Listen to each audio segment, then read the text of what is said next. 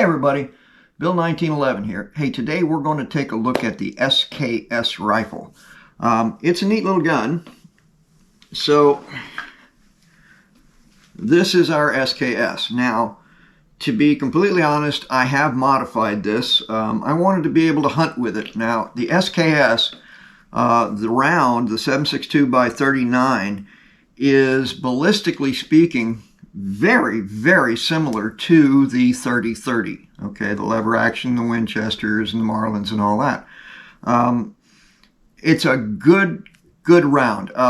Excellent for taking deer, hogs. It just works very, very well. Well, this is the SKS rifle, and it shoots a round that is, like I said, very similar. And originally, they had a box magazine on it that sticks down a little bit further than this one. It's a 10-round magazine. This one is a 5-round magazine that I bought. It's an aftermarket, but it works very well. It shoots good. I put a scope mount on the back of it. Now this cover on the back of the gun here, I purchased it with this mount on it so that I could put a scope on this rifle and shoot it. It also has a see-through passage underneath where you can actually see the iron sights. So this is what we've got. Now this is a semi-automatic rifle, and when you pull the bolt back, it locks itself open.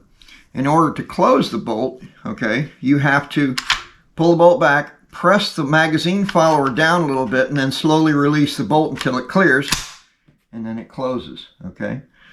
So this is what we're going to take a look at today. It's a neat rifle. So without further ado, let's continue. Okay, we're going to start by taking the stock off because, as usual, the gun is a little too long to get the whole thing completely in frame. So what I'm going to do now is I'm going to tilt this forward camera down so that you can see things a little better from where you are. So here we go. Boy, isn't modern technology wonderful? Just push the button, the camera tilts down to where you want it, and there you have it. Okay, so to let you know, I'm working with a different camera right now because the one I usually use is out for repair. So the difficulty I have with this camera is that the monitor shuts down after a few seconds and I can't really see what I'm doing in that forward camera up there. Now on this close-up camera that I have over here, that one I can see just fine through. So I'm going to do the best I can to keep everything in frame, but please be patient with me. We're going to try and get this done right. So here we go. And put on our protective gloves to stay out of all the chemicals. You know, it's funny, I bought these large gloves, right? And even though these are large, I have a heck of a time getting my darn hands into the things. They're kind of a pain. But pull hard, they go. Or they rip. One of the two.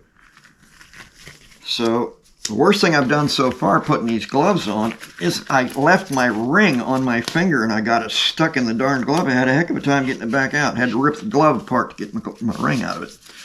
Alright, so, to take this gun apart, over here underneath the stock, okay, I'm going to show you a little button that's down here. Okay, now it's back here on the back side of the trigger guard, okay? Let me get a pointer so I can show you here. It's right here. Now this button presses in that direction toward the front of the gun. And when it does, it releases the trigger to come out. Now this is important. If you're trying to take this SKS apart, this is your safety right here on the side, okay? If you do not engage the safety, this release button will not move forward. The safety blocks it from coming forward and locks the trigger guard in place. So make sure that you engage the safety before you try and press that release button forward, okay? Now it can be a little stiff, so sometimes you got to bump it a little bit. But other times it pops right out just like that, okay? So that takes your trigger right out of the gun, All right, so the next thing we're going to do, that's the entire trigger group, came right out. The next thing we're going to do is we're going to take the magazine box out. Now the magazine box will not initially lift. In order to lift it, you have to pull the bolt all the way back, and then you can lift the magazine out. Okay, right here, these two pieces right here on the side actually slip into a trough that's on the bolt. So we're going to look at that in a minute. Okay, now the next thing we're going to do is we're simply going to lift the entire stock off the gun. Hey everybody, Bill 1911 here. Hey listen, if you're watching this video, if you're enjoying it, don't forget to hit that subscribe button, okay? That's really important to us. And make sure you like us, and by all means, come to visit us at askbill1911.com. Okay, so I had to give this a few bumps on the back end of the stock, but it just tips right out. It's a little stiff, but it does come out, all right? So, this particular rifle I did modify a little bit, and I'm going to show you where, okay?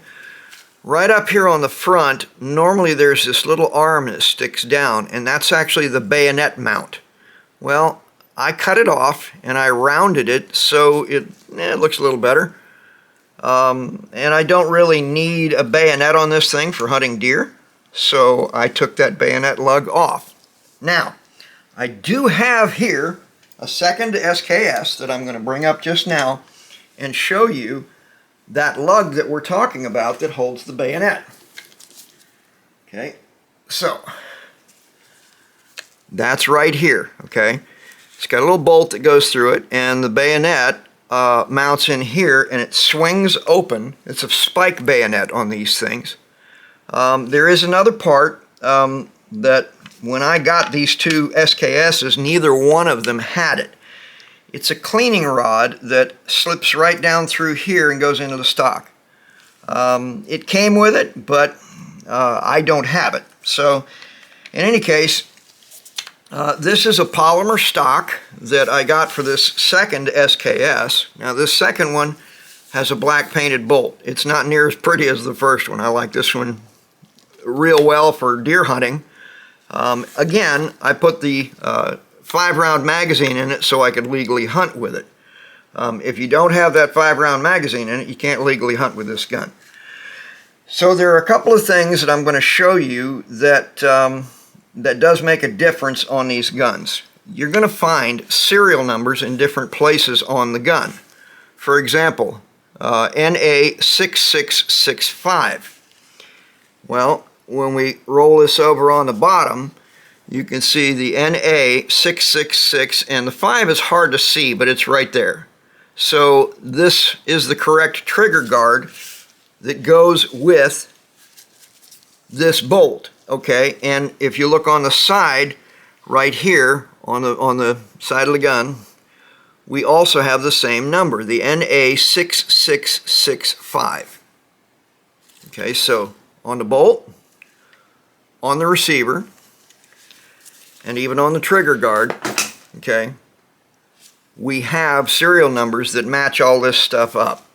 Now, these two SKSs are Romanian made. They're not Russian. The Russian ones, I think, are made in the Tula factory, but these are Romanian.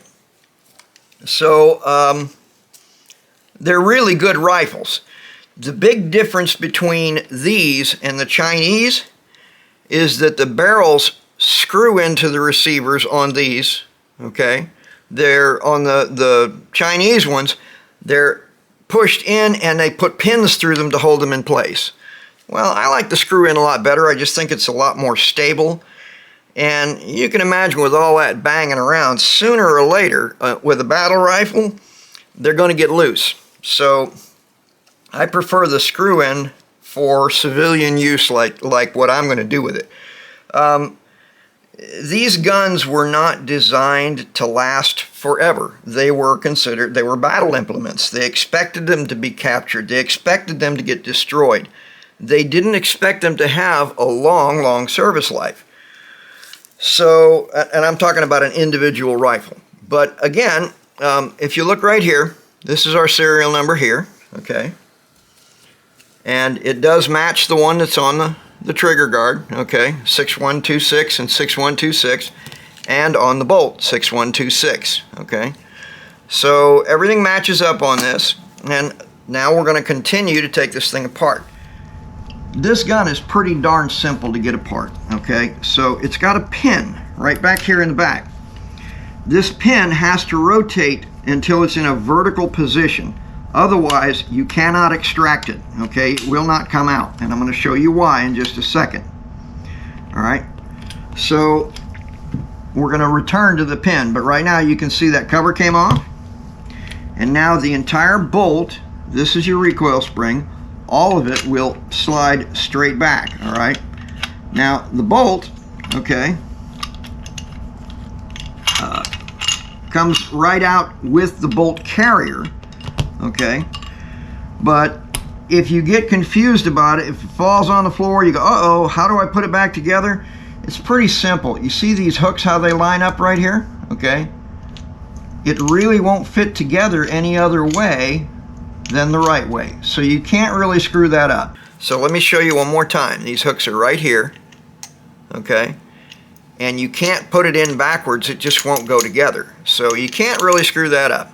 All right, so the recoil spring just extracts out through the back of the bolt. Okay, the bolt unhooks, and that's it. You're disassembled on this gun. It's pretty simple. So what I was telling you earlier about that pin, if you look, okay, I'm gonna try to get my pointer out here so I can show you. Right on this pin, now if I can get it, hold it stable. Right here is like a little knob that sticks out, okay? That knob has to fit through that groove right there on this cover. Otherwise you can't pull it out. So when the cover is in place on the machine, okay, that groove is pointing down. So you got to pull that lever up to the vertical position to extract it from that cover, okay? So now sometimes over time these things can get beat up a little bit, and they can get burrs and stuff on this pin, and they don't want to go back through your cover very well. Well, you can take a file or a Dremel tool and you can clean up any of those burrs. Now I did this one with a file and it worked just fine. So just to let you know, you can do that. All right. Hey everybody, Bill 1911 here. Hey listen, if you're watching this video, if you're enjoying it, don't forget to hit that subscribe button, okay? That's really important to us. And make sure you like us, and by all means, come to visit us at askbill1911.com. As far as cleaning it is concerned, it's like a lot of the military rifles. In order to get the cleaning rod down through the bore, you're going to have to come in through the muzzle, okay? Because the receiver is in the way of your standard cleaning rod. So what I recommend on this, get yourself a bore snake. Believe me, they are really worth the aggravation and trouble. In order to use a bore snake, I'm going to show you how. It's real easy, okay? You just kind of unwind it here, like this. Now, the bore snake has a brush built into it, okay? There's a little brush right here, okay? And it has this long string and this weight, okay? So what we're going to do is we're going to simply drop that weight down through the barrel, okay? Feed our string in until it comes out through the muzzle, okay? So just give it a couple of shakes, and when it comes out the other end, which it just did, we can just take that string and pull it, okay? And that bore snake will then just kind of feed right through the chamber, all the way through the barrel, and come out the front end, okay? And that will clean that bore just beautifully, okay? So if you want to check it, probably the easiest way to check one of these things is just get yourself a nice clean white patch and use it kind of like a reflector. I've shown you this before, so it's nothing new. We're just going to take this patch and we're just going to kind of push it in like that, so it holds in place, okay? And once it's in, I can hold that underneath my light, okay, and just look right through the barrel and say, wow, that barrel is just as clean as a whistle. Okay, so it works really, really well. If I had my other camera up on this end over here, I would probably try and show it to you, but I don't think I can really see it well enough to show you. Maybe you can see the light shining through it, but I kind of have my doubts. So anyway, that's our SKS. As far as putting it back together is concerned, like all the rest, it's just the inverse operation of how we took it apart. So we're going to start by sticking our recoil spring back in to the bolt, okay, or actually the bolt carrier. This piece is actually the bolt carrier, okay. This is the actual bolt, all right. So, well, we got a little dirt on there. We're going to clean up real quick. Just okay, that's done. All right. So the bolt, as we said before, hooks together like that. There's only one way it's going to go back together. All right, so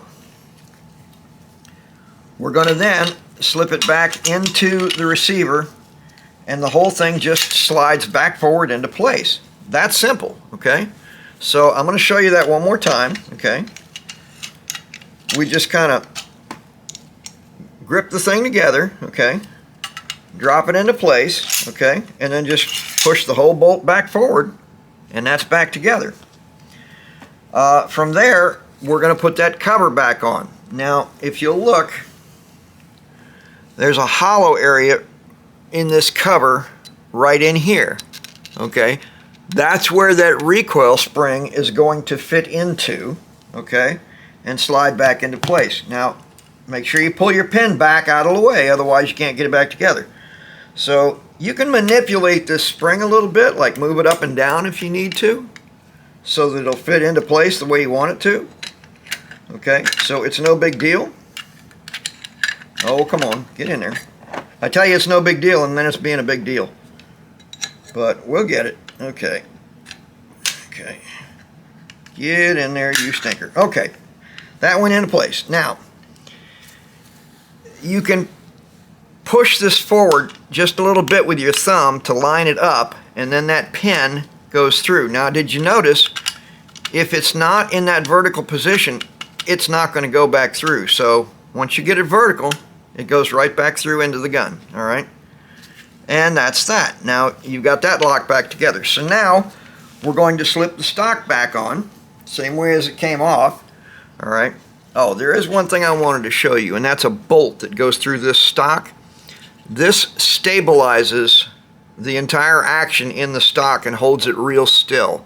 Okay, you don't want to take that out. It does have an important function in the gun, and it's going to fit down into this groove. Well, actually it's not a groove, it's going to fit right here. But it's going to lock this action into a solid position inside that stock. So in order to put it on, okay, right up on the front of the handguard up here, you got this little piece of sheet metal, and the front of the stock is just going to slip up underneath that, and then the whole thing is going to kind of scissor down onto the action, okay? And you're just going to kind of grab it and squeeze it and pop it into place. If it doesn't go, you can give it a couple of bumps, okay, and it'll drop in. This one is very argumentative. Not sure exactly why, but it definitely doesn't want to go easily. Okay, there it is. That's back into place, okay? We're all the way down, okay? Now from here, we have to put the box magazine back in. Now, do you remember we had to pull the bolt back to get it out? Well, we got to do the same thing to put it back in. Now, right up here on the front, this is kind of a hook, okay, that hooks up underneath, right down in there. Let me see if I can show it to you. Right here, okay, it hooks underneath that piece of metal right there, okay? So we're going to slide it in that way, okay? And it's not going to go all the way in easily until we get that bolt back. Okay. Once we've got it back, okay, it should drop into place. And get the follower out of there. Okay. And okay, that's got it locked in. Okay, not all that difficult. So now we're going to put the trigger back in. Okay. Before you put the trigger in, make sure you've got it cocked. Okay, if it's not cocked, it's going to fight you. It's really a pain in the neck at that point. So pull your follower on your magazine and floor plate. Just pull them up out of the way, because otherwise you have trouble getting this all the way forward. This is a latch that holds the floor plate shut. So if the floor plate is in the way, it's going to bump up against this and it's going to fight you.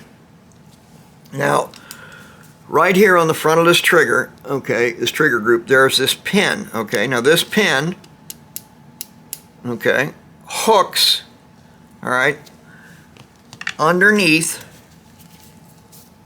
right here. Okay, you should be able to see right underneath there. There's a little piece of metal that just kind of slides down and hooks up underneath it. So we're going to drop him in. Okay, come on, get in there, you. And pop him down, push it forward all the way, and then we're going to push it down into place on the back. Now, a good bump should put you right there. Okay, and that's got that latch button back into place, and your trigger guard is now locked into place. From here, pull your latch back, close your floor plate, and you're locked back together. And that reassembles our SKS. It's not a difficult rifle to deal with. It's very simple, very straightforward. It doesn't really have any bad habits when you shoot it either.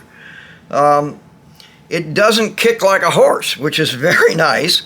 It's got some buck to it, but it's not like shooting a 30-06. That 30-06 bumps you pretty good on that M1 Garand.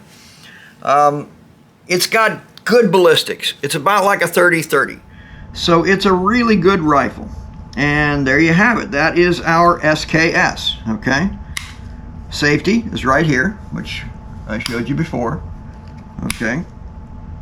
Now, don't forget, when you go to take this apart, got to have that safety forward, or that button will not slide forward and allow the trigger guard to come out.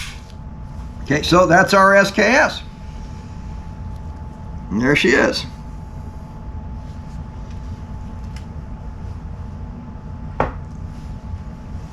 Okay, well, the next thing we're going to take a look at is going to be the AK-47, so stay tuned for our next video. Hey everybody, Bill 1911 here. Hey, listen, if you're watching this video, if you're enjoying it, don't forget to hit that subscribe button, okay? That's really important to us.